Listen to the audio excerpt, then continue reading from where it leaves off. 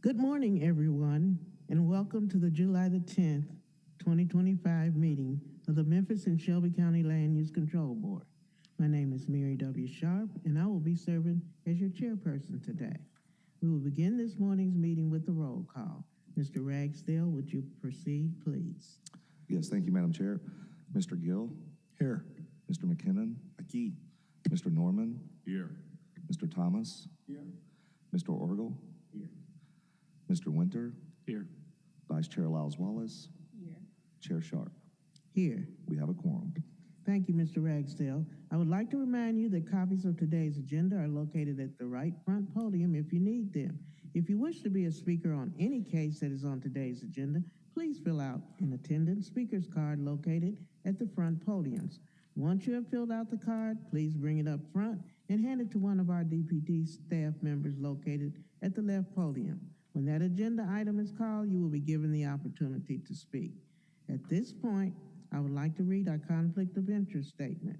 The adopted policy of the Land Use Control Board requires that any member of the board recuse himself or herself from any participation in the discussion or voting on any matter on the meeting's agenda in which he or she may have direct or indirect personal interest. The member shall vacate his or her seat during deliberation on any matter from which they have recused themselves. An abstention may substitute for recusal for the purposes of maintaining a quorum. I would like to now get approval of our minutes from the last meeting. May I please have a motion, please? Do I have a motion to approve the minutes of the last meeting? Motion to approve. Okay. Do I have a second? I have a second. Is there any discussion? Is there any discussion? Okay, hearing none, I assume we're ready to vote. All in favor say aye. Aye. Those opposed, nay. Motion carries. Okay, Mr. Ragsdale, may I please get a secretary's report for this month and an explanation of today's procedures? Thank you, Madam Chair. I don't have a secretary's report, but I do want to note that we do have our new member joining us, Mr. Benjamin Orgel, this morning. So we're glad to have him join us on the board and look forward to many years of service. So thank you. And now go into the procedure for today's meeting. At the beginning of today's meeting, we will establish a consent agenda for those items where no one on the audience or on the board is requesting an individual public hearing. After the consent agenda is established and approved, we will move on to the regular agenda. For each case on the regular agenda, the DPD planner will give a presentation. This will be followed by the applicant's presentation and any testimony from others who support the application. The applicant and supporters will be given a total of 10 minutes. Following each speaker, the chair will ask the board members if they have any questions for that speaker. Next, the opposition will be given a total of 10 minutes to present their case. Following each speaker, the chair will ask the board members if they have any questions for that speaker. Finally, the applicant will then have a 3-minute rebuttal period under the same rules. Following all the presentations and after all parties have been heard, the chair will ask the board members if they have any additional questions of anyone who spoke. Then the chair will close the public portion of the case, entertain a motion on the matter, discuss, and then vote on the application. If the applicant or any speaker would like to be heard after the conclusion of the public hearing portion of the case, or if a board member wishes to hear any additional testimony from any party for additional clarification, a motion will need to be made along with a second and then a 2/3 affirmative vote of the board is required to reopen the public portion of the agenda item. If the public hearing is reopened, both the applicant and the opposition will be allowed an equal amount of time to provide additional testimony. After the additional comments, the board will close the public hearing portion of the case and deliberate and then take a final vote. Again, if any member of the audience wishes to provide testimony in support of or in opposition to a case, he or she will need to fill out a speaker's card. These are available at the front podium. Speaker's cards are not required of the applicant since their names are already part of the record. Thank you, Mr. Ragsdale. At this portion, we have announcements, and I'd like to announce that today is our newest board member, Benjamin Orgel's birthday. So he's spending his birthday with us. Happy birthday.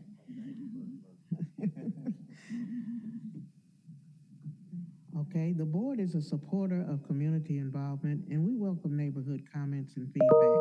We're respectful of the fact that many of you have taken off work or adjusted your schedule to be here today, but we ask that your comments be made within the time frame allowed.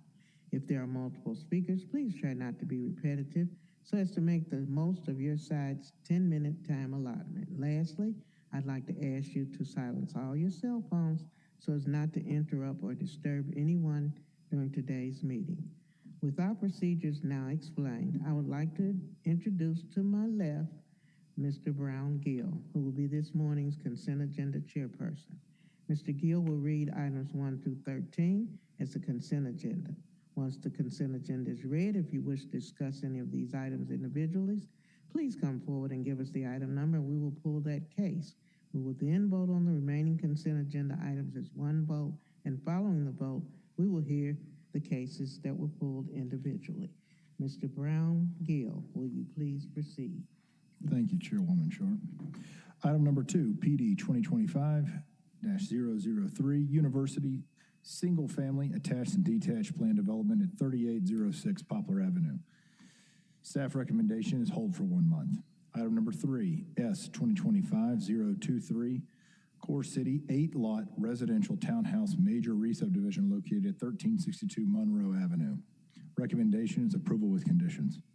Item number 4, MJR 2025-015, unincorporated Shelby County. Correspondence to PD 0236CC, major modification to allow a convenience store with gas pumps and reduce the residential density in Area 1 located at 0 East Shelby Drive. The northeast corner is Forest Hill Irene and East Shelby Drive. Recommendation is hold for 1 month. Item number 5, PD 2025-006, University. Amendment to PD 87-313 to include additional land and residential and commercial uses located at 4465 Poplar Avenue. Staff recommendation is approval with revisions to the outline plan conditions. Item number 6, MJR 2025-016, Jackson. Correspondence to PD 83023. Major modification to allow a hand detailing car wash located at 3872 Summer Avenue. Staff recommendation is approval with conditions. Item number 8, MJR 2025-018, Cordova. Correspondence to PD 2006336. Major modification to allow drive-through La Coffee at use located at 2810 North Germantown Parkway. Staff recommendation is approval with no revisions to the outline plan conditions. Item number 9, PD 2025-007, unincorporated Shelby County. Amendment to PD 2023-008 to include additional land and uses to the MLM Holdings PD located at 12635 U.S. Highway 64. Staff recommendation is approval with conditions, and we have a friendly amendment on that one. Brett? Yes, thank you, Mr. Gill. In the outline plan conditions on item 4A, we want to, and E, we need to strike the word west. Okay. Item number 10, S 2025-016, Westwood, 3-lot residential major re-subdivision located at 39 West Emory Road. Staff recommendations approval with conditions. Item number 11, S 2025-027, Southeast, 9-lot major residential subdivision located 0 Harvest Hill Road at southern terminus of Harvest Hill Road and west terminus of New Leaf Lane. Staff recommendation is approval. Item number 13, S 2025-032, University. 2-lot commercial major re-subdivision located 4687 Poplar Avenue. Staff recommendation approval. And that is your consent agenda. Thank you, Mr. Gill. Madam Chair, excuse me 1 second, Mr. Gill. Item number 6, we needed to change. There was an issue with the sign posting. So instead of approval with conditions, that one is actually a hold for 1 month. Okay. So item number 6 would be as a hold. Thank you, Mr. Ragsdale. Thank you. Okay, we have pulled items number 1, 7, and 12. The items on the consent agenda will now be voted on with 1 vote subject to the recommendation of DPD. If the consent agenda is approved, only items number 1, 7, and 12 will have full independent public hearings. By voting on the consent agenda, each board member is affirming that he or she has read the staff report and agrees with its findings and, where applicable, its recommended conditions. Can I get a motion, please, Mr. Gill? Motion to approve. Item number 2, PD 2025-003. Item number 3, S 2025-023. Item number 4, MJR 2025-015. Item number 5, PD 2025-006. Item number 6, MJR 2025-016. Item number 8, MJR 2025-018. Item number 9, PD 2025-007 with that friendly amendment. Item number 10, S 2025-016. Item number 11, S 2025-027. And item number 13, S 2025-032. Motion to approve. Okay, I heard a second. Is there any discussion? Is there any discussion amongst our board members on the consent agenda? Okay, hearing none, I assume we're ready to vote. All in favor, say aye. Aye. Those opposed, nay. Motion carries. Thank you. We're now going to go to our regular agenda. Mr. Gill is still in charge. Item number 1, PD 2025-002, Oak Haven Parkview Village Amendment to PD 06346 to add additional land for storage located at 3021 East Shelby Drive. Staff recommendation is rejection.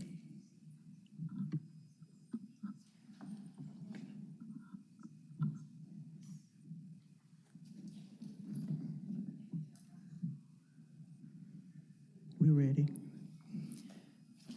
This is Alexis Longstreet with the DPD presenting on case PD 2025-002, located at 3021 East Shelby Drive. This is an amendment to pre-existing plan development to add additional land for storage, and the applicants are also present. This property is located in the Oak Haven Parkway neighborhood. 22 notices were mailed out March 21st. That's because there were duplicates included, so it did surpass the required over 25 public notices, but duplicates were removed.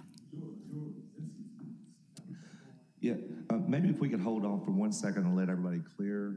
I think we have the volume all the way up, and then Alexis just get it. But I think some of it's just the noise of. There you go. Good advice.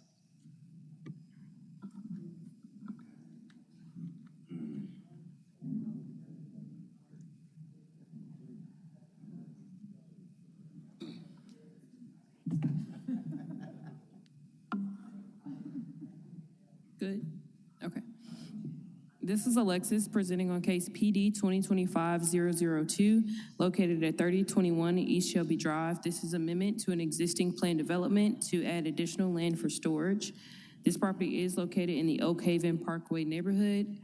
There were more than 25 notices in the vicinity, but a lot of those were duplicates, so they were removed. So 22 notices were mailed out on March 21st, 2025. This property has a underlying zoning of residential single-family 8 with a vacant land use designation, and it is surrounded by such vacant land use designations as well as a few industrial and institutional and a mix of multifamily in the near vicinity. Here are the current conditions of said property. If you look here at the aerial, the property was once vacant with matured landscaping. This is the current condition of the property. It has been updated. The landscaping has been developed with gravel lots as well as containers have been placed.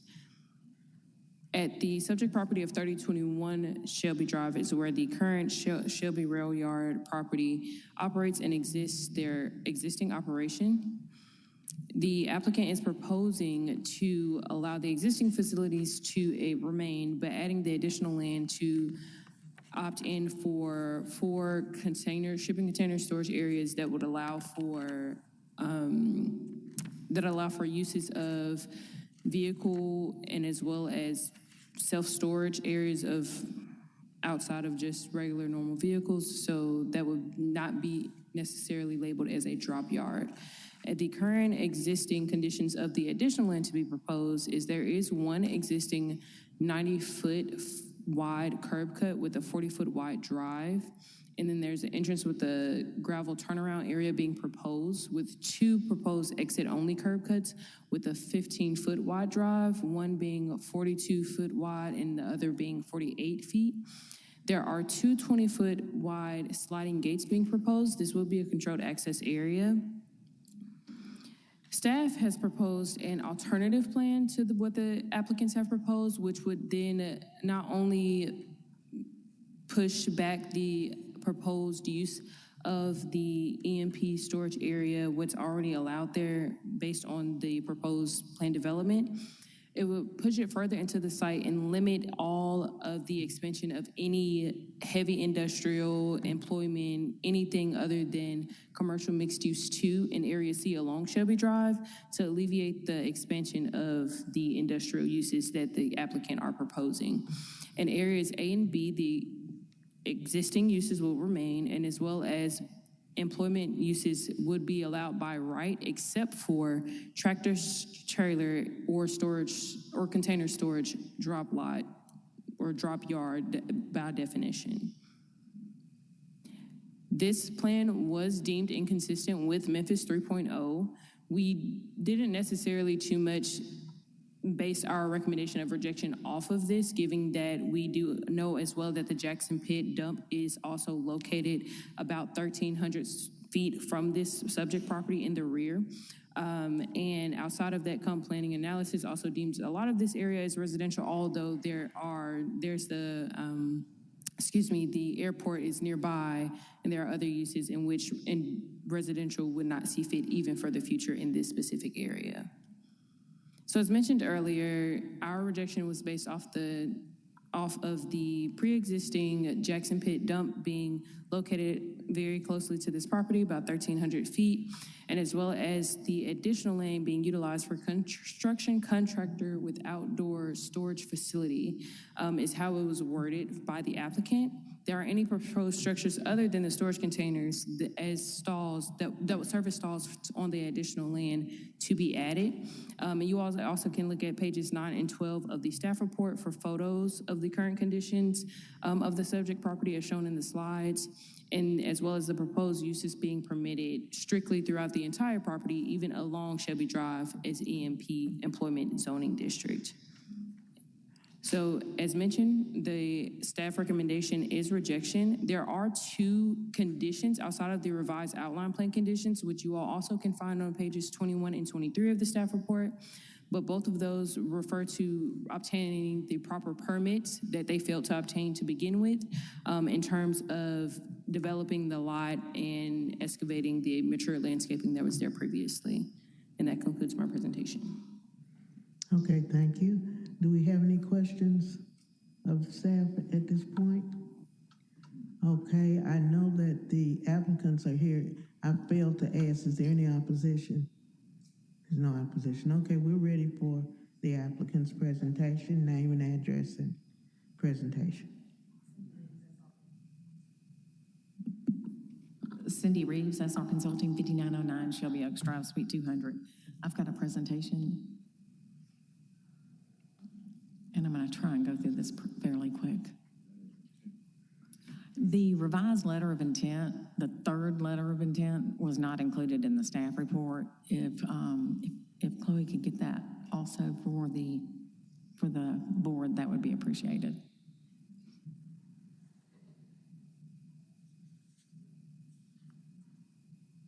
Okay, next slide. This is Shelby Railroad Service. This is their existing facility. Next slide. This is the proposed site plan. It shows the circulation of how the traffic would be able to flow. Next slide. This is the existing site.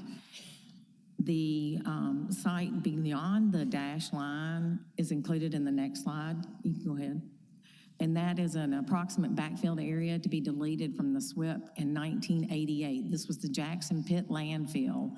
And this is their monitoring well survey and the survey locations of the landfill area. And that property that we're talking about today is included in that area. And the county is working with TDAC in order to close out that TDAC permit. Next slide. This is the 3.0 plan, which shows a brownfield area. It shows the Shelby County landfill. It shows that this property should be used for residential, and we feel that that's inappropriate for this area.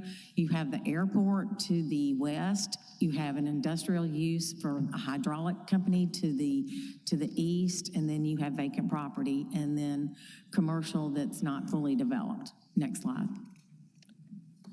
This is just showing you the landfill, the aerial, showing the distance between the residential to Jackson Pit is 1,445 feet, and then the distance to Tullahoma is 1,375 feet. So the residential is very far away from this site.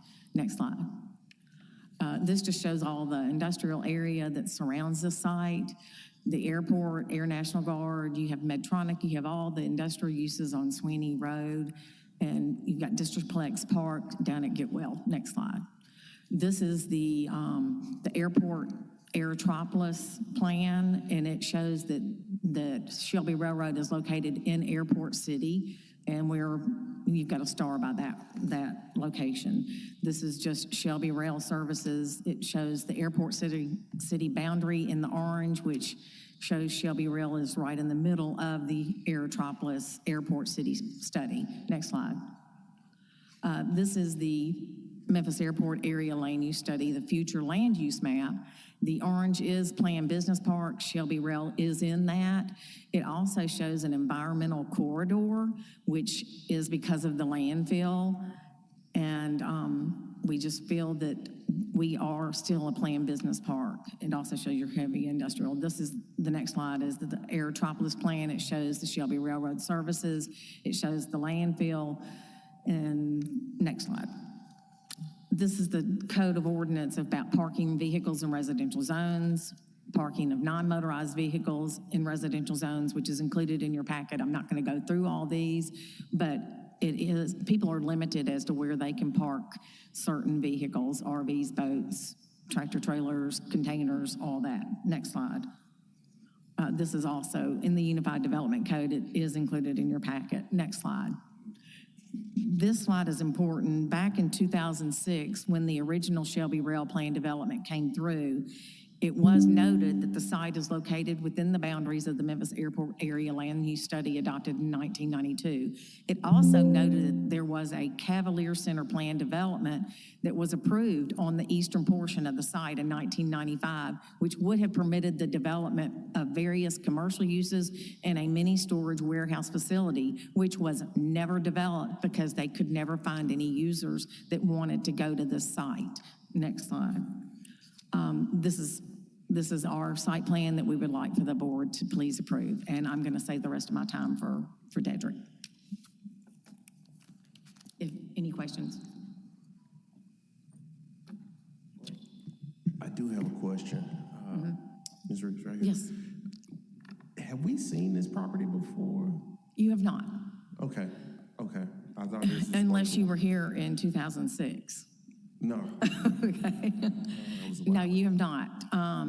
Mainly because the property below it is the landfill. It belongs to the county. The property to the west is also part of the landfill, belongs to the county.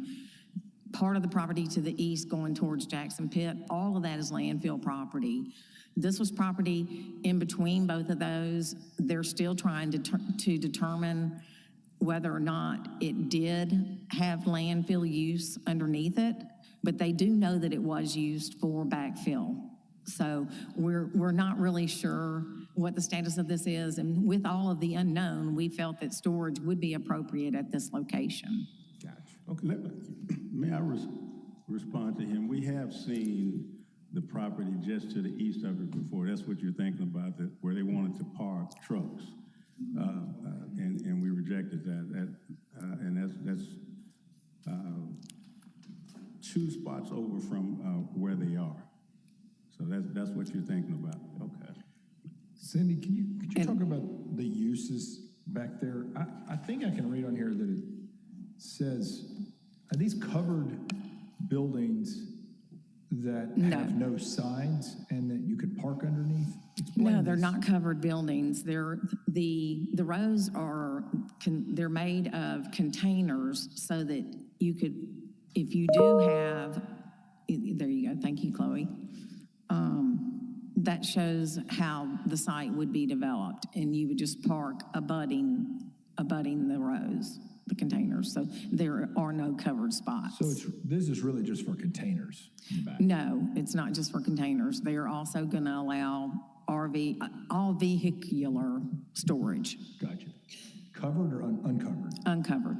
Okay, okay. The So in la- the traffic pattern map, that this one right here, Mm-hmm. you're saying that those boundaries are boxcars, basically, and they're stacked one high, two high, One high. one high. Mm-hmm. But I can't see, when I'm in between them, Mm-hmm. I can't see to my left or to my right, because there's traffic on each side of those moving about, right? That is correct. There are flow-throughs on each side. That is correct. Okay. And the drop yard to the east that was rejected, that was for the drivers to rest. That included a neighborhood garden. It included, a rest area. It had all kinds of amenities for the drivers. There's not going to be anybody that's going to be at this location. It's just for vehicular storage. Cindy, I have a question. The analysis from the Office of Comprehensive Planning talks a lot about the preserving the characteristics of the Oak Haven neighborhood and things like that. Could you address how close single-family homes are to this site? Do you know? How close what is? Single-family homes are to this site? Yes, if you go back to my slide, excuse me, I can go back to it, excuse me. Because your slides talk a lot about being in the Aerotropolis and industrial areas. I'm just curious how close this is.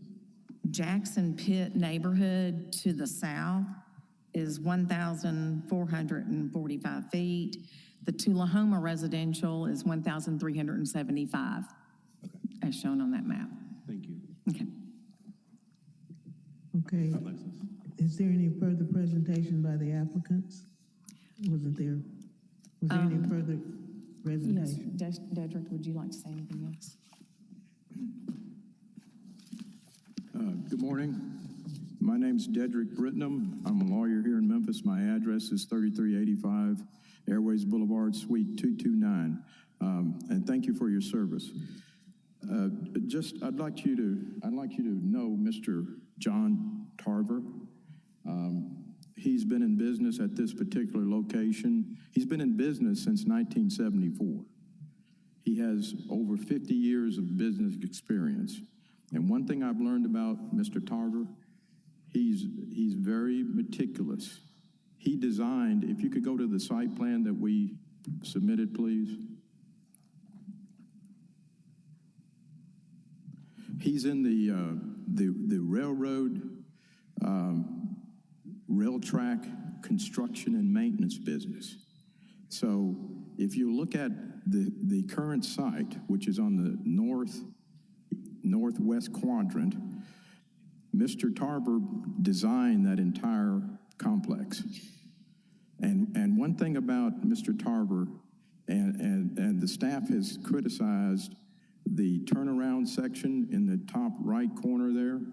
The one aspect of Mr. Tarver's work, he pays particular attention to the design of these railroad spurs as they come off the private property and go on to the public property, public infrastructure, roads and boulevards and streets. So he has very careful attention to that type of interaction between coming off the private property and onto the public infrastructure. This is a well-designed site, and so when the staff is proposing to move it from that northern position down to the south, it just, the numbers don't work. The numbers don't work. And one other aspect about the staff proposal, the Area C, I believe it is, they're proposing that that be commercial. Now, and if you look at the staff report on page 27, the 3.0 says that this should be residential. So the staff is saying, we want this commercial. That is also inconsistent with 3.0. That's inconsistent with 3.0. So the staff not only wants you to reject this, what they're saying is if you approve it, and they're saying that 3.0 is controlling, then what we plan to do is inconsistent with 3.0, and then they want to layer on top of that another inconsistency with 3.0. And I'd just like to say, ladies and gentlemen, this is a good case. It's well thought out, it's well designed, and there is a particular demand for this type of service. This is a vehicle storage facility. That's what it is. And I'll give you examples. What it's going to do is help take construction rigs and contractor rigs like landscape, lawn care, electrical contractors. They all have rigs or trailers. So what this will help to do is pull some of those rigs out of the residential neighborhoods, and you saw the slide where these rigs are not allowed in residential neighborhoods. So it gives those small business people and those independent contractors an opportunity to take their private vehicle to this particular storage yard, pick up their rig in the morning, put their private vehicle in the space, and go to work all over Memphis and Shelby County and North Mississippi. When they return in the evening, they bring their rigs onto the site, they swap out the rig, they park the rig overnight, and they take their private vehicles back home to their neighborhoods. So the neighborhoods remain free of these types of independent contractor type vehicles. So it'll be RVs, trailers, buses, food trucks, all manner of vehicles on wheels that will have the opportunity to store at this particular location. Madam Chair, please the understand that applicant it's... has about a minute remaining. You have about a minute remaining. Yes, ma'am. Okay. Well, Mr. Tarver is here in case any of you have questions. And I think if you ask him some questions, you'll get a sense for his passion for doing things right. This location that he's currently operating has been called the Taj Mahal of Shelby Drive. And his mantra for 51 years in August in business has been build it to last. Build it to last. Thank you very much. If you have any questions, I'd be happy to answer. Thank you. I have comments about this. I appreciate business. I'm in business, but this is not a good use of this land. I have no financial interest in this, but I live right around the corner from this. And that picture does not do this justice. There are a lot more rail containers over there right now. I just passed by there on my way here, and it's not a good look. I dare say most people would not want to come out of their driveway and look at that on a daily basis if you care about human beings. So even having food trucks, it doesn't matter what they are, no one with a Class A multi-million-dollar rig will park it over there anyway. That's not going to happen. I have one, and it's not going over there. There are rail cars over there. That's the primary thing that's there, and it does not look good. We're trying to beautify this area. If you go down the street from it, you have the Air National Guard. It's a beautiful facility. When you look at it, it is very nice. How can you compare that to looking at rail cars? Multicolored rail cars, and it doesn't matter that they're just stacked one row high. They are already there. It's almost as if they assume this would be approved and have already put them there, because there are a lot of them over there. It's not just that one row that you see there. They are going crossways now, so all of them going across Shelby Drive now, right now, if you go there now. And it's disrespectful to go on and do it. I guess it was better to get forgiveness than to ask for permission. But I am adamantly opposed to this.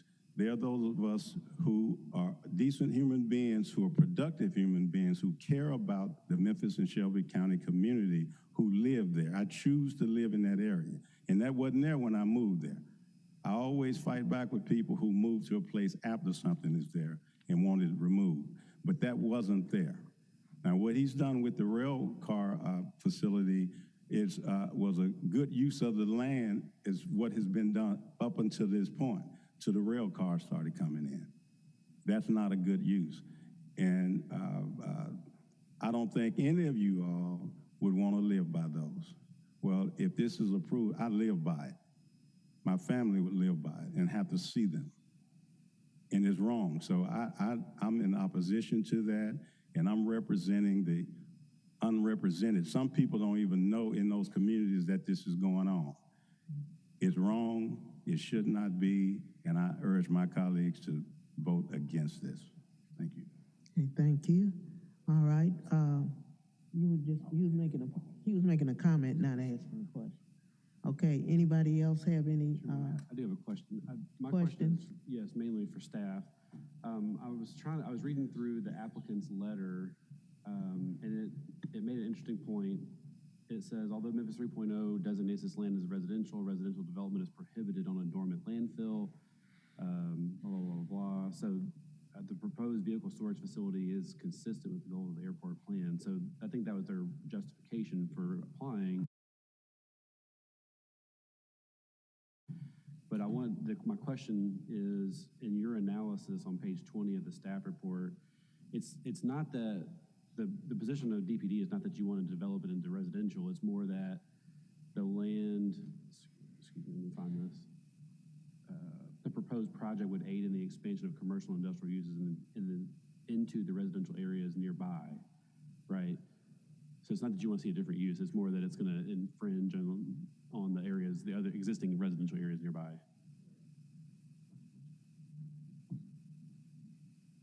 Correct, yes, and also in the fact to aid in the point that was made about the proposed use in Area C also not being consistent with 3.0, that was also to kind of go along with the applicant to aid in giving them still some type of opportunity to expand their business, or at least lend out, or whatever the case is, to still give them opportunity, with understanding that honestly whatever is going to be proposed in this area probably will never be consistent with 3.0, understanding that you cannot build residential over what was once an historical landfill.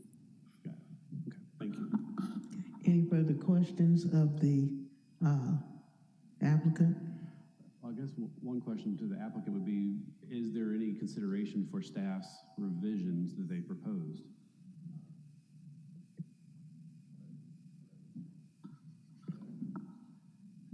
Hello. Yes, Mr. Tarver did consider the applicant's, the staff proposal. Just bear in mind, Mr. Tarver has been here on this particular site since, what year did you go there? 2006. He knows this area very well. So the staff is wanting the turnaround area to be moved further south. If you will notice, many of those parking spaces, storage spaces, will be eliminated. The numbers just don't work. That's first of all. Secondly, respectfully, the way Mr. Tarver has designed this is far superior for the public safety and welfare of this particular area, because it'll be better to go in and out. If you can put up our site plan, please. The ingress and egress from this particular site, and remember, I mentioned earlier that Mr. Tarver is very conscientious about vehicles leaving the private, no, not this one, the one we submitted, please. That one. He pays very particular attention to ingress and egress from a private site to the public infrastructure, the roadway. So that's very well thought out. It's probably the most well thought out ingress and egress in all of Memphis and Shelby County. And while we're on this subject, if we could go back to our presentation and the slide consisting of the Memphis Airport Land Area Use Study, please. That one, hold it, that one right there. This study was conducted in 1992. And as you can see, it shows the residential. Residential is in yellow, and the orange depicts planned business park. What Mr. Tarver is proposing is right in keeping with the planned business park. And this was in 1992. This study was commissioned and accepted by Memphis and Shelby County. Now, if you go to the Aerotropolis plan, please, which I believe is the next slide.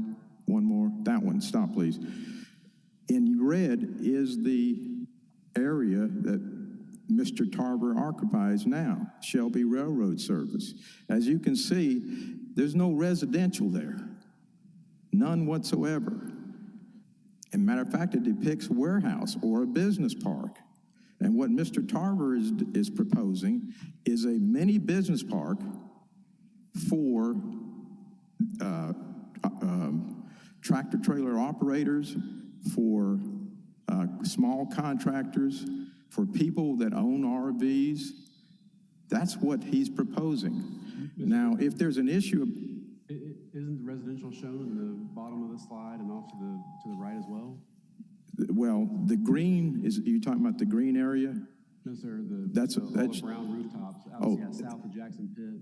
Yes, south of Jackson Pit, there is residential.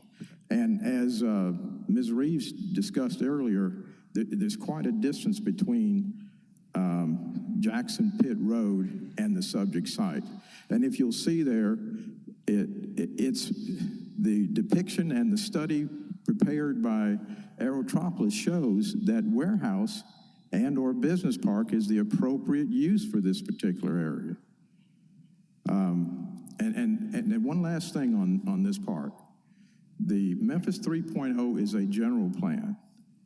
The two plans that we've mentioned, the Memphis Airport Land Use Study Plan and this particular Memphis Aerotropolis Plan are specific to this particular area.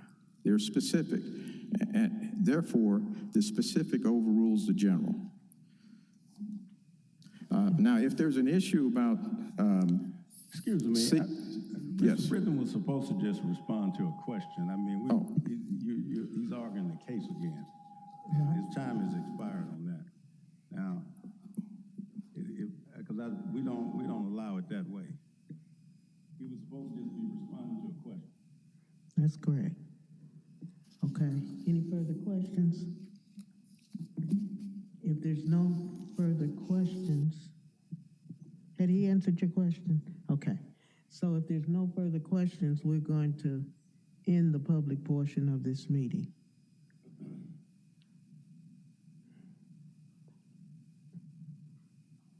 Okay.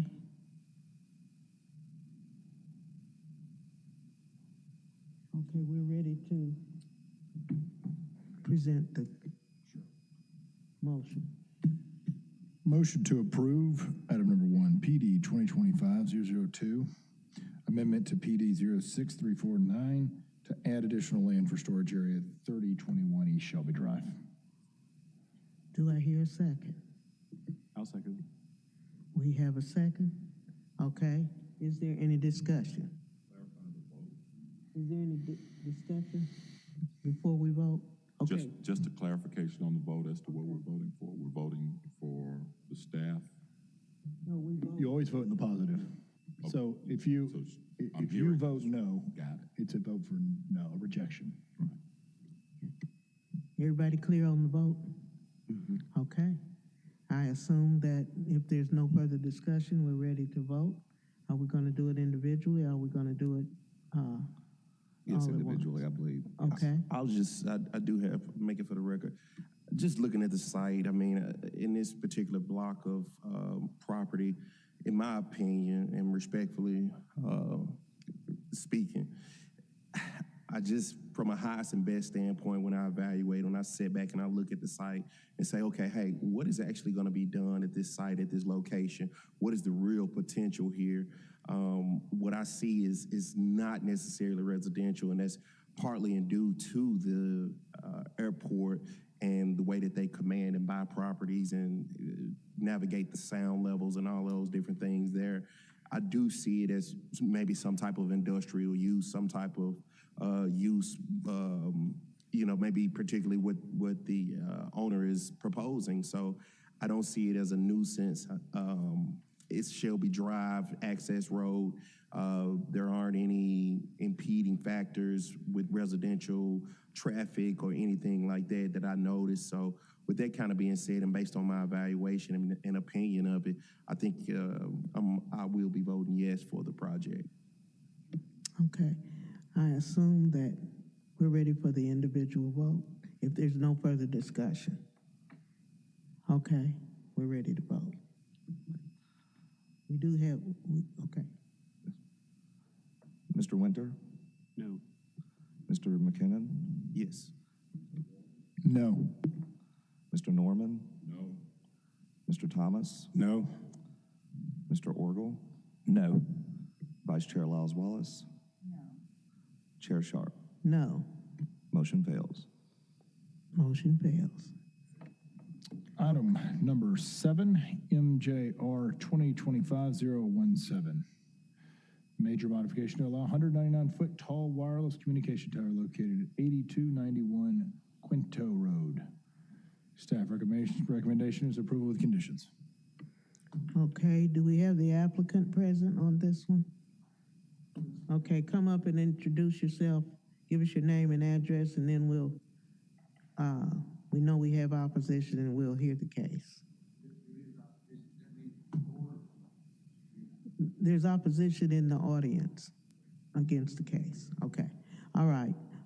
Can you give us your name and address, and then we'll hear the case, then we'll hear your, what you propose. Thank you, Madam Chair. My name is Robert Grant. I'm the attorney for AT&T Mobility. My address is 1578 Highway 44 East, Shepherdsville, Kentucky. Thank you. Thank you. We're ready for your presentation. Good morning. I'm Trusa Busi with DPD. I'm presenting MJR 2025-17. It's a correspondence to a special use permit in 2012-20. The applicant is applying for a major modification pursuant to 9.6.12b to exceed a 24-month limitation and to reconstruct the CMSCS tower and to modify conditions of approval to allow an increase in height. So it's located in unincorporated Shelby County around the Millington area. We sent out 25 notices to neighbors. This is a zoning map. It's in an R6 zoning district, and it is surrounded by single family and CA land uses. So the tower was removed between 2022 and 2023.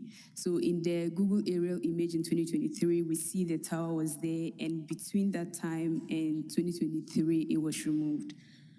These are the site photos. It's currently vacant, and the survey. So the applicant's site plan shows they have a reserved parking, existing wood fence, and a compound around the tower.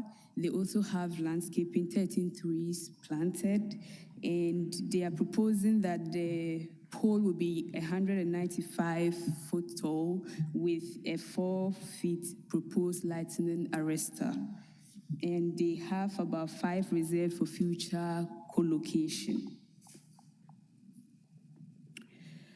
This is the tower elevations.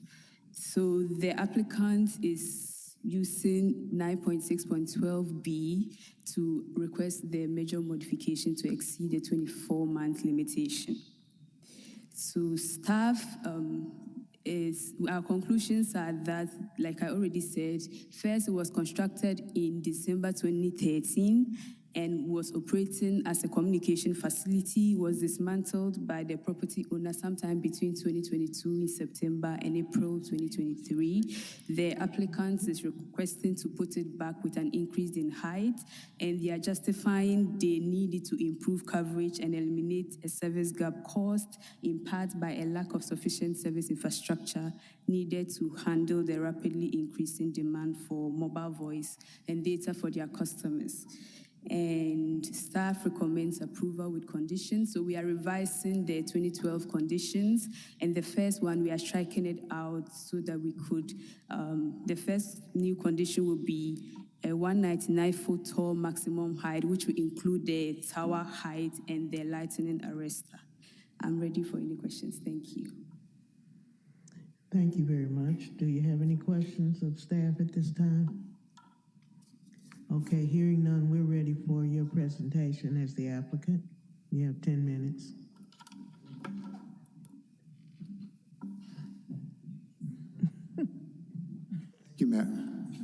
Thank you, Madam Chairman. The staff has done a very good job of telling you what we propose. I'd like to spend a few minutes speaking to why we're proposing this. But before I do that, we have received a copy of the staff report and the staff's recommendations of approval with conditions. We accept those conditions, and we're gratified that staff has recommended approval.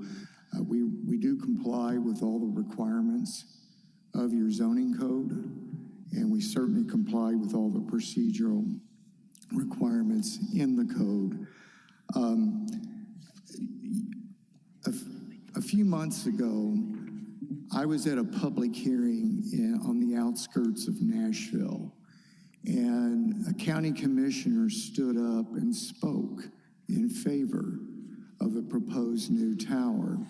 And she told a story about one of her constituents who had been in a late-night automobile accident and had rolled their vehicle off the road and was trying desperately to make a call for emergency help and couldn't get the call out.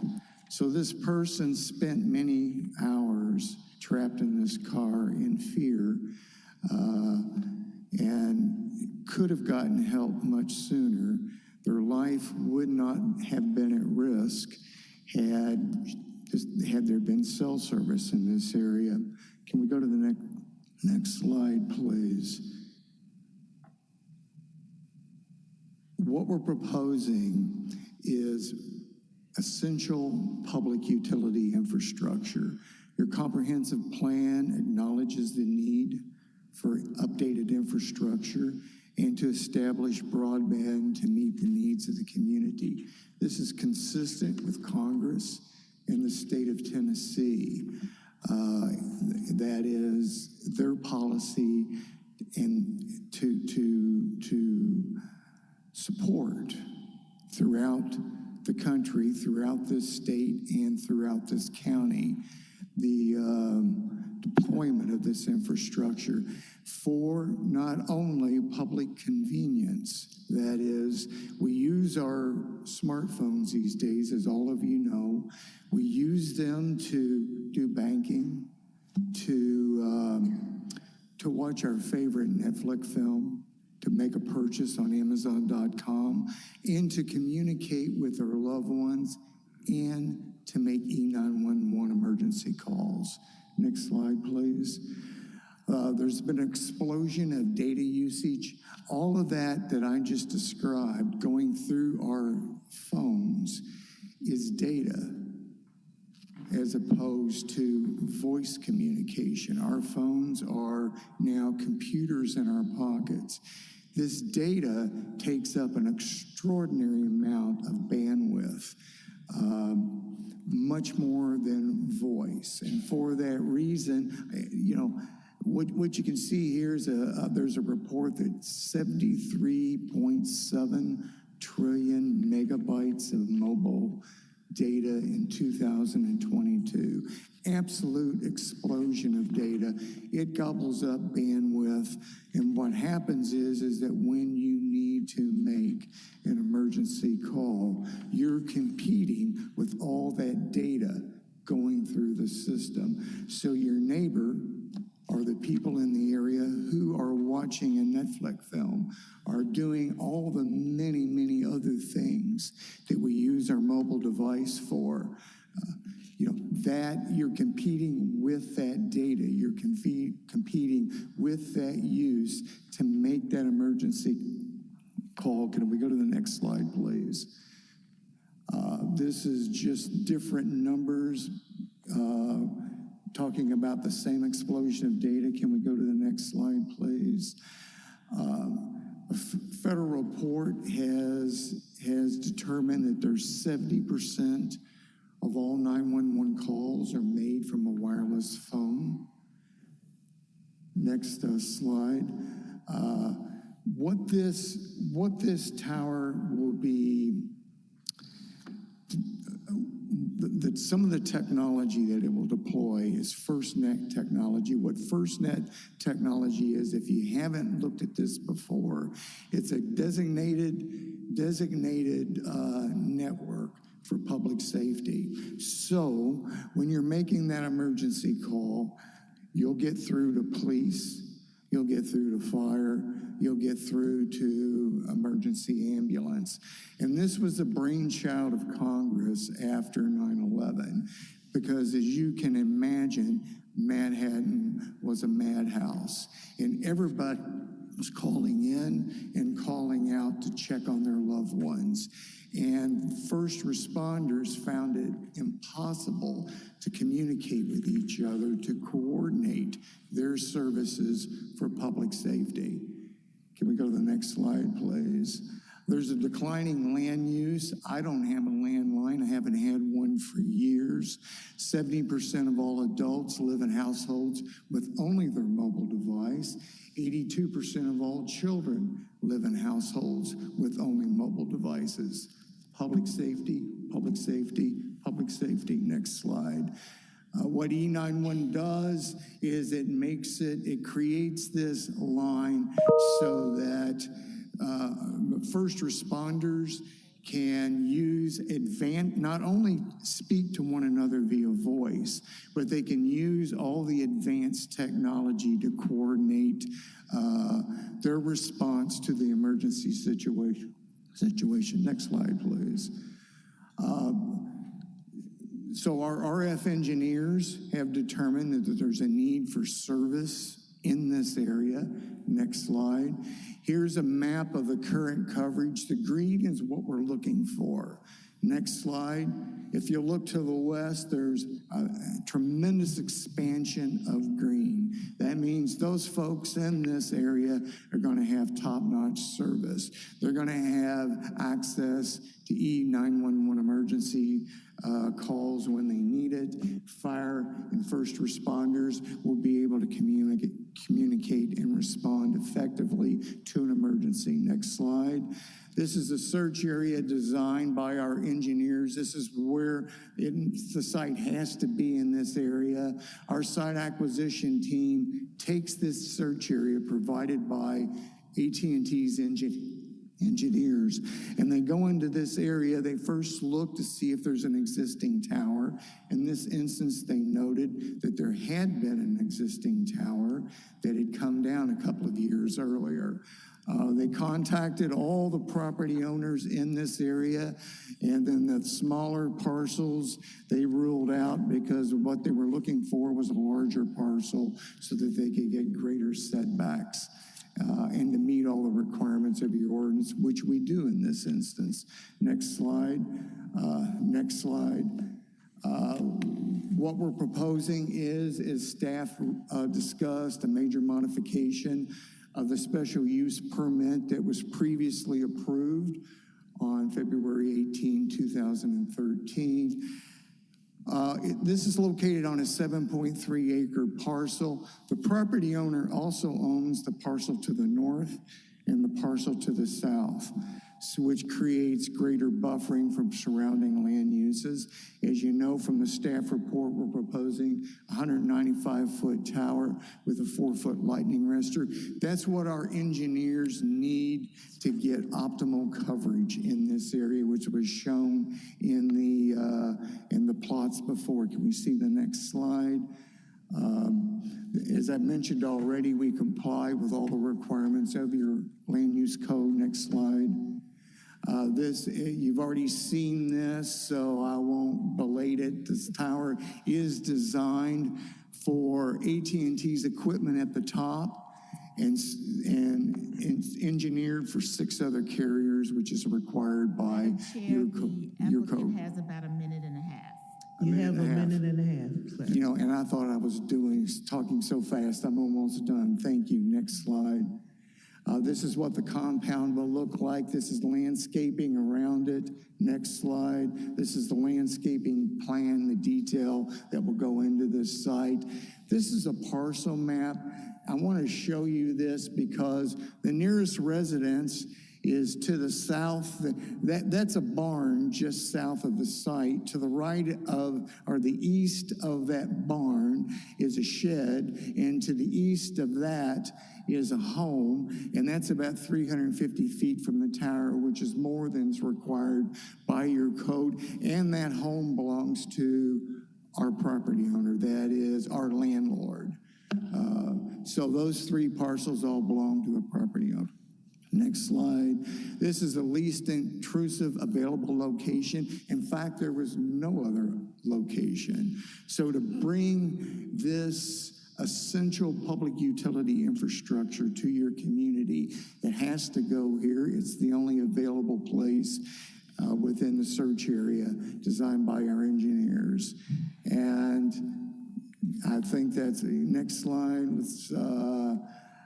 We did submit a real estate impact study. Basically, this gentleman has done a lot of studies in the region, and what he's basically found is, am I over? Yes. I'll stop talking. Okay. Do you have any got questions? the picture.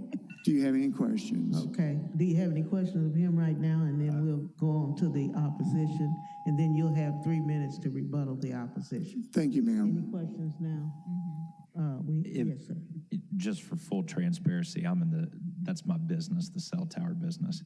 And everything you said for the board is accurate. And while looking at a property, I build cell towers for a living.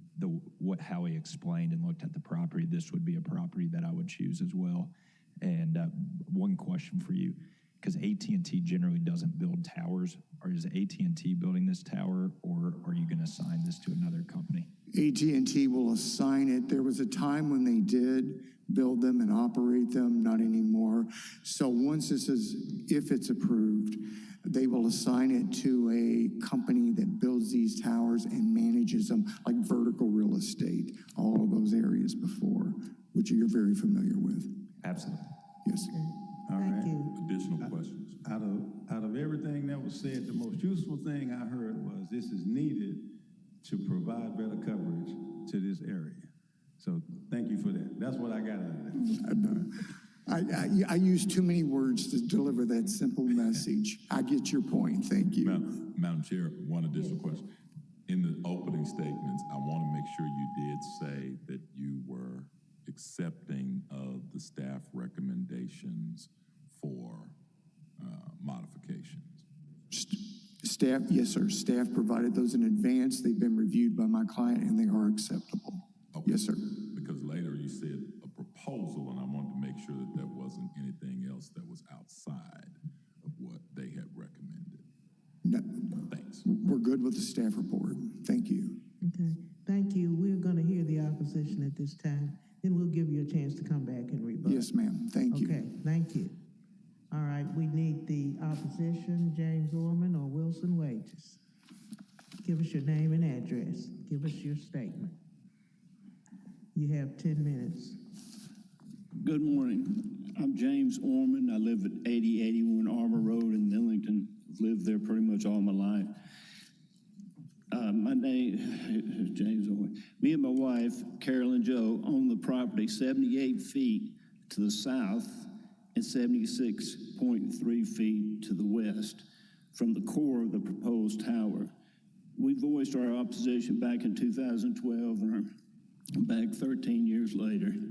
I have several key points that will interest the board. Firstly, according to the application documents, there was no mention that the new tower was going to be 59 feet taller than the original tower, being 140 feet, built in 2013. The proposal for the new tower would be 199 feet, including lights. It seems the applicant wants to piggyback off the special use permit issued in 2012 for a tower 140 feet to construct a tower 199 feet in height. The construction code was changed in 13 years, so has the neighborhood. This is a lack of updated assessment. The plan now calls for modern backup generators, WUC cabinets, grounding systems, and landscape screening, not necessarily contemplated or approved under the original permit.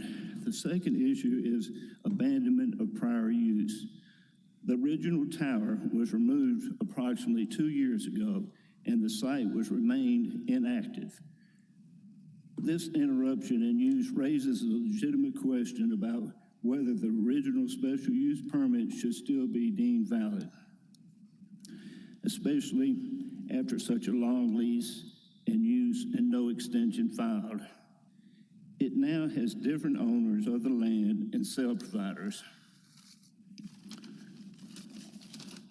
The next point is the visual impact and property values.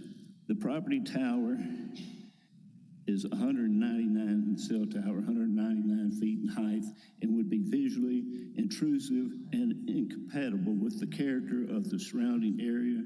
This intrusion will diminish property values and negatively affect the enjoyment of nearby residential properties. Another point is insufficient community notice. To the best of my knowledge, local residents were not adequately informed by this project or given meaningful opportunity to participate in who is planning the process. The next, and really the most important concern, is environmental and health consideration. Although federal law limits local regulation of radio frequency emissions, many residents remain concerned about long-term health effects, especially proximity to homes, schools, places of worship. Lastly, alternate locations and co-locations. The applicant has not demonstrated why co-location or existing lot is not feasible, nor have they presented a compelling case that this precise site is the only viable option.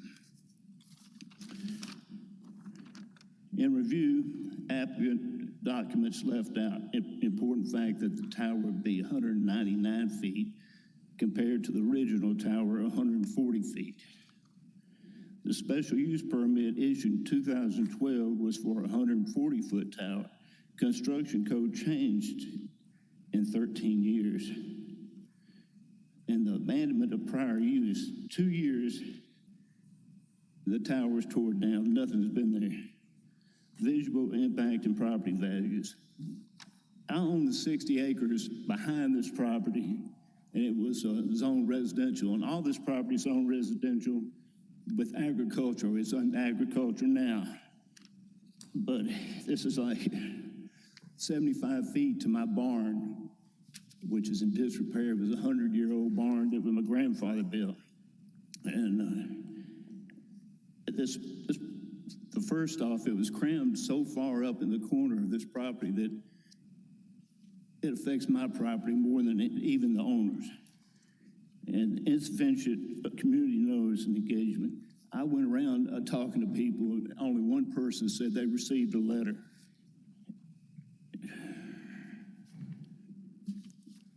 And lastly, alternate locations and co-locations. I thought you would have to come up with 2 locations to consider, not just one. For these reasons, I respectfully request that the Land Use Control Board deny this request or defer it pending a full community hearing and further analysis. Thank you for your consideration. Thank you. Give us your name and address. Thank you. My name is Wilson Wages, and I'm a lawyer from Millington, Tennessee, and I've lived in my home at 7997 Sutherland since 1986. I'm about a quarter of a mile away from this, this proposal. My concern, I'll state very briefly. They are attempting, the applicant is attempting to piggyback on to a special use permit granted in 2012. A lot has changed since then. The rules and regs have been changed since then. And not only are they trying to piggyback onto a special use permit granted in 2013 or 12, but they're seeking a major modification to a special use permit that I respectfully submit has been abandoned. That tower hadn't been there in 2 years, and I haven't dropped a call or missed a call. I love going to the Mississippi River, take me a jug of water, sit there and read and study things, and I don't have any trouble. I think there are reasons why these gentlemen are trying to come in through the back door to try to seek a major modification of an extinguished prior use. And I ask you to either deny their application or delay it for further analysis to find out what regs have changed since 2012 that would affect this project. And I'm assuming those regs were changed for a good reason. Thank you. Thank you. Do we have any questions of either of the opposition, Mr. Orman or Mr. Wages? Do you have any questions? Okay. I have one question. Okay. To either, sorry, I forget your name. Do you have a home phone? Sir? Do you have a landline home phone at your house? I do. The only reason we had one is because my mother-in-law was living with me for several years, and she didn't know how to use a cell phone, but I think it's still working, but I wouldn't swear to it. Do you have a home phone at your house? Yes, sir. I have a landline at my home. Okay. That's rare these days that people have landlines. I was just curious. Okay. We all know we need cell phones. I mean, that's, of course, we need cell phones. And we know nobody wants them in their backyard. That's a fact. But this one is in my 60 acres. It's in my front door, side door, everywhere. It's all over my property, which is mapped out for a residential area. This will be a cell tower in the middle of residential. And Millington's right across the street. So it affects a lot of people. Will affect. This is in the future. You know, it's going to affect a lot of people. Thank you. Thank you. I have a question for Mr. Ragsdale. The lawyer referenced regulations. Is this in conflict with any regulations from 2012, I think he said, when they changed, the updated regulations?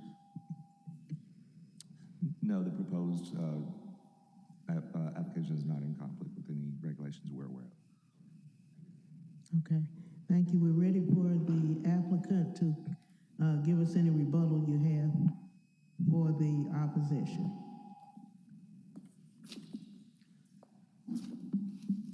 Thank you, Madam Chair. I'll be very brief. I want to clarify a couple of misstatements. The gentleman said that the prior tower was approved at 140 feet. It was was actually 180 feet. You have a copy of the prior approval in your materials. And we're proposing 195 feet because that's what our engineers need. The extra 4 feet that pushes it to 199 feet is a lightning arrestor at the top. We like to include everything in the total structure height. The other thing I'd like to clarify is that he mentioned that this will have lights on it. It will not, this tower will not be lit. The FAA does not require this tower be lit for air safety, so there's not going to be any lights on it. Finally, he mentioned RF health effects and said something about federal law. I think this board already knows that under state and federal law, you're prohibited from considering RF health effects in your decision. Finally, they talked about property values, and looks like we still have Mr. Katz's report up.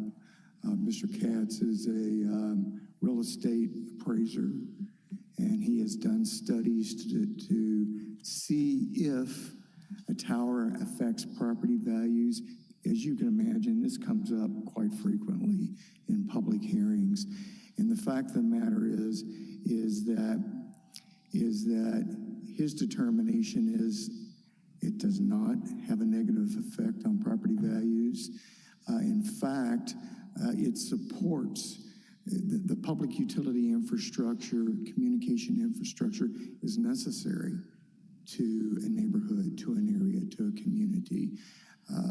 It's just like getting water to a property, getting electricity to a property.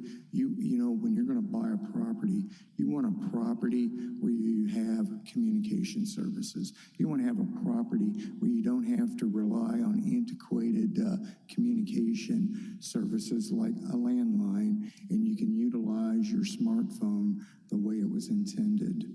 So I'm going to stop talking. Thank you so much. If you have any questions, I'll be happy to answer them. Thank you. Any questions of the applicant? Have any questions? Okay, hearing none, we're going to close the public portion of this meeting, and we're ready for a motion, Mr. Gill. Motion to approve item number 7, MJR 2025-017, unincorporated Shelby County. Major modification to allow 199-foot tall wireless communication tower located at 8291 Quinto Road. Second. Quinto Road. We have a second. Do we have any discussion amongst our board members? Any discussion? Okay, hearing none, I assume we're ready to vote. Are we going to do that in all in favor?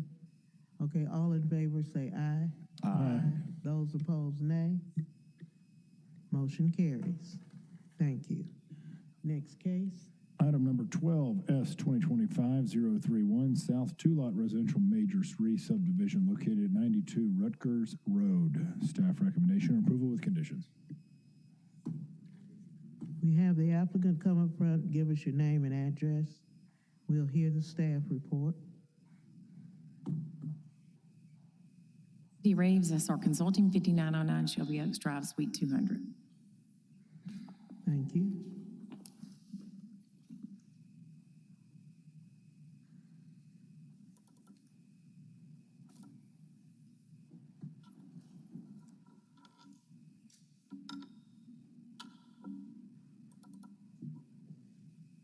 Good morning. This is Masano Stagnia with DPD. This is about a two-lot residential major re-subdivision.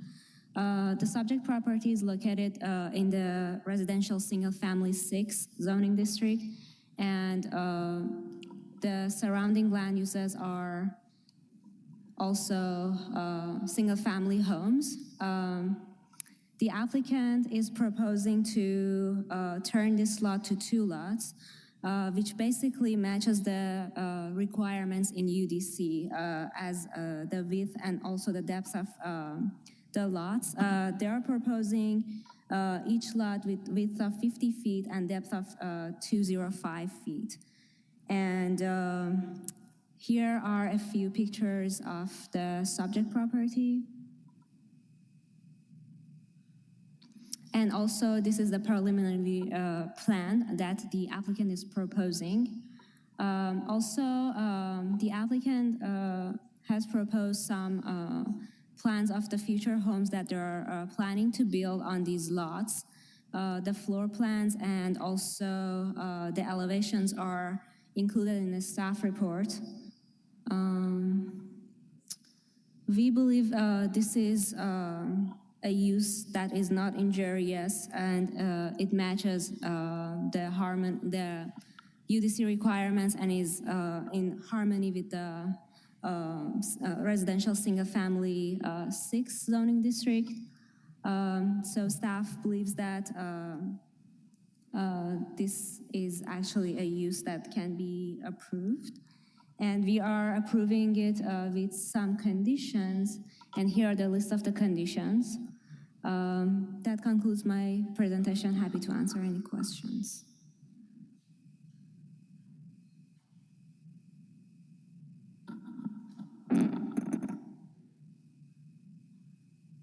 Is that her?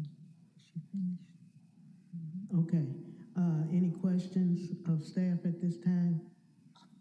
I do have a question. Okay. I noticed in the proposed conditions, there was a mention of a requirement for a front porch.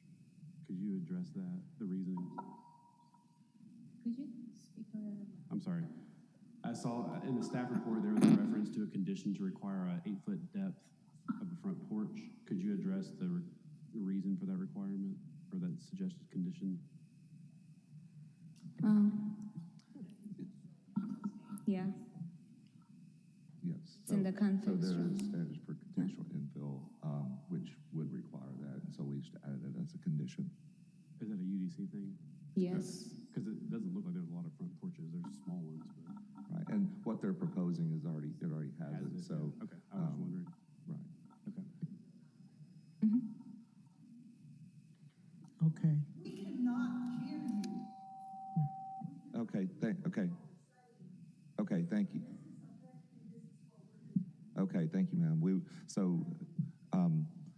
So just make sure if you could have the microphone on, and I know we do have a little bit of feedback from the presentation lectern, so we'll continue to work on that. So thank you.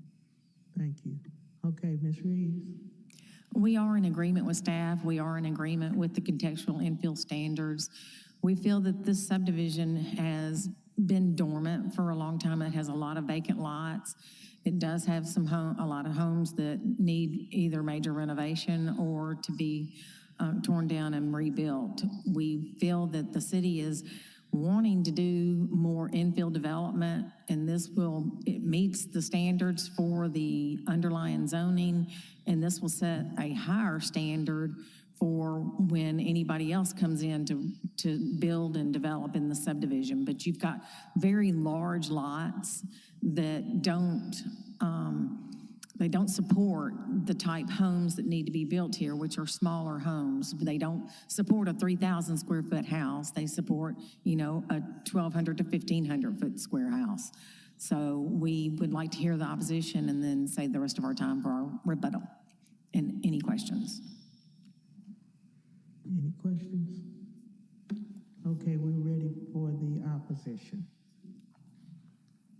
Give us your name and address.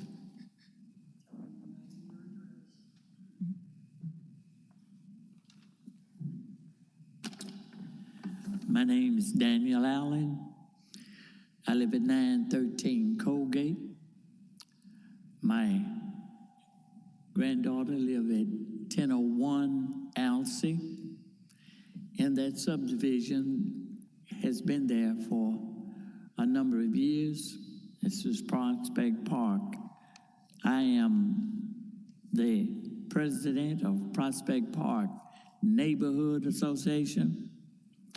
We've had several issues, but this particular one is splitting the lots to smaller lots. As you can see, that lot is small. I think it has you have a diagram of the entire neighborhood. The entire neighborhood is blocked in by Norris Road, Interstate 240, and the cross section of I-55. So we're on the northwest corner of that intersection there. The neighborhood is there. It's been there for a number of years. The lot size, we're not concerned. He can build all the houses they want to build in there. That's fine. Don't cut up the lots to little bitty lots. That's my opposition. That's the neighborhood's opposition to it. Don't come in butchering up 200 by 100-foot lots. Some of the lots, the one on Alcee Road that I had and gave to my granddaughter, was 90 by 300 foot deep. Years ago, we were in court here about a man wanting to put a tower at the end of my lot behind it. This, we're opposition opposed to. He can build all the houses he want to build on the lots that are presently there without cutting these lots up. When you start splitting them up, it leads to later on other little small houses. That's it. Thank you. Any questions of him at this point? No questions? Okay, thank you. And we're gonna have the applicant give us any rebuttals.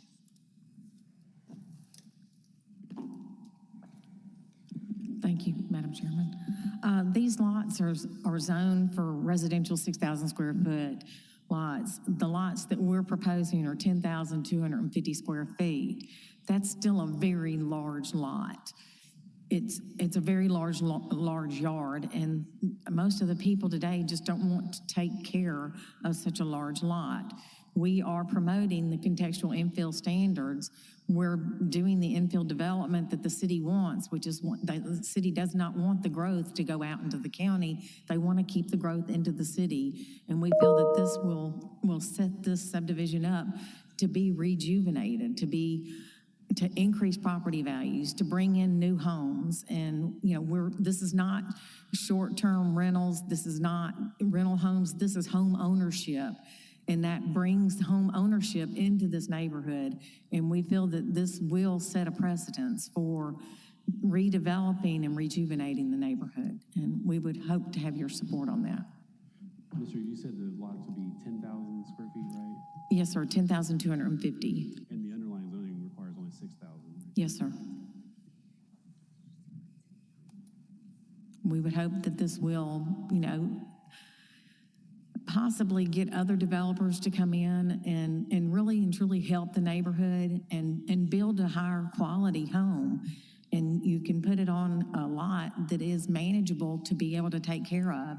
You've got such large lots out there, which may be the reason that people may not be taking care of a lot of the homes out there and why there are so many vacant lots. But we just feel that this is maybe setting a standard for it. So, thank you. Ms. City, quick question. Are there any other residential developments going on in this neighborhood? No, and that's another thing, is that there has not been any new development, and there are a lot of vacant lots for there not to be any new development. That's, it sets it up for rejuvenation to recreate the subdivision that everybody would be proud of. Thank you. Thank you. I did not sign up to speak, but I want to. Ma'am, fill out a card. Ma'am, we actually finished the opposition portion. Yeah, the rules of procedure allow for support, then opposition, then rebuttal, and we're in the rebuttal period. So, thank you. Okay. I have a question. Are there for the any questions of anybody? Yes. So both of these houses will be front-facing that street? Yes, sir. Okay. Wanted to be sure. Thank you. And if there are changes or any other changes that y'all would recommend that we, add to our standards, we're up for that. But this was a nice house plan that Travis had found that he thought would be, a good investment for the neighborhood.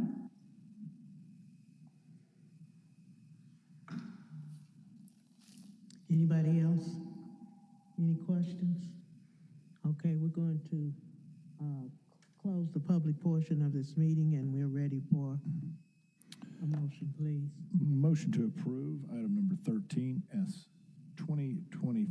item number 12, S 2025-031, South Two-Lot Residential Major Re-Subdivision located at 920 Rutgers Road. Approval. Recommendations, approval with conditions. Second. We have a second. Is there any discussion amongst our board members for this particular case? Yes. I would like to, I would like to propose adding an additional condition in the context of the contextual infill, suggesting that the principal elevation be in line with the adjacent houses. Yes, and that is also included in contextual infill. Okay. But, you know, we can add it as a condition just as, if you would like, so. I think that would just, just the context for everybody else is, I think that would help just make sure that the houses, the new houses, have the same presence on the street as the existing houses, keeps them all in line, keeps that facade. Yes. Without objection, or any objections to adding that as a condition? No. Okay. Okay.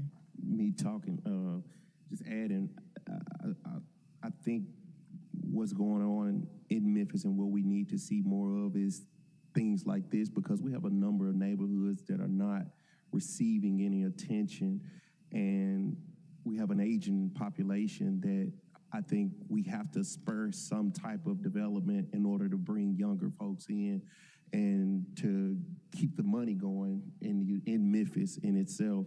So with that being said, I am for this project. Okay, thank you. And I'd like to add as well, I definitely hear the neighbors' concerns and understand that, you know, it sounds like we're cutting the lots down, but like JC said, this is a good thing. There's investment in the neighborhood. People are bringing money to the neighborhood. It's home ownership, and it's also density, which does help the city overall. So I also support the project. Anybody else? Any other discussion? Mr. Thomas, you got anything? Okay. Then I assume that we're ready to vote.